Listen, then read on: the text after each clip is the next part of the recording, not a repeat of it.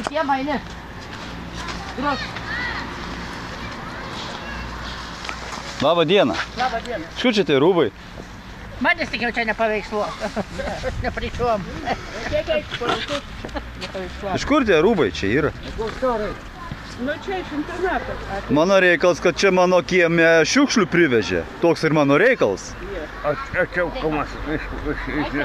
Kas čia gali versti ant kiemo šiukšlės, man įdomu. Nu tai yra tai, kad jie Bet fizionomijas nefotografuoju. Nu kas čia išpylė? Nu iš Labdarino. Šlapdarino. Nu kam tu šneik? A žinai, kas išpylė čia? Nu kam tu šneik? Ką? Ar žinai, kas išpylė čia? Aš? Nu, Nežinau. nežinai? Ne, rimtai klaus.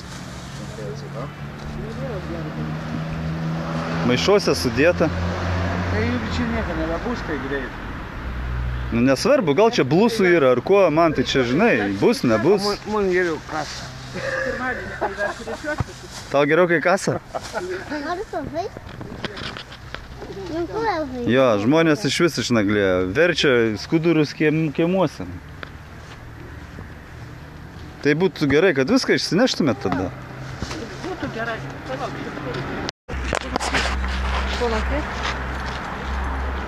A tu ėmėjai ką nors? Negirdėjau, bet negirdėjau. Nieko negirdėjai? Tai ryte atsibudai, pamatei, kad yra krūva. Per pietus.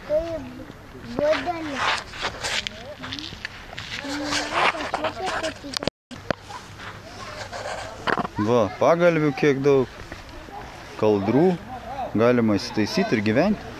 Gal čia šitie žmonės irgi apsigyvens. Vienu žodžiu, Pagėgiuose vyksta absurdai.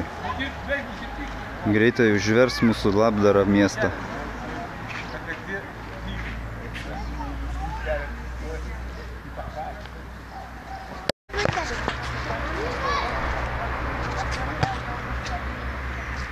Yra įtarimų, kad šitas visas šiukšlės, kaip čia pavadinti, ar tai rūbai, skudurai, atvežti iš kažkokios tai įstaigos ar įmonės, nes iš privataus asmens tiek daug neįmanoma atsivežti.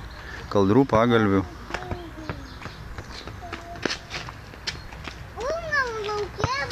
Taip kad, miela Pagėgių valdžia ir įmonė, kuri tvarko mūsų šiukšles, mums dar reikia kelių konteinerių ir ant jų užrašyti skudurai.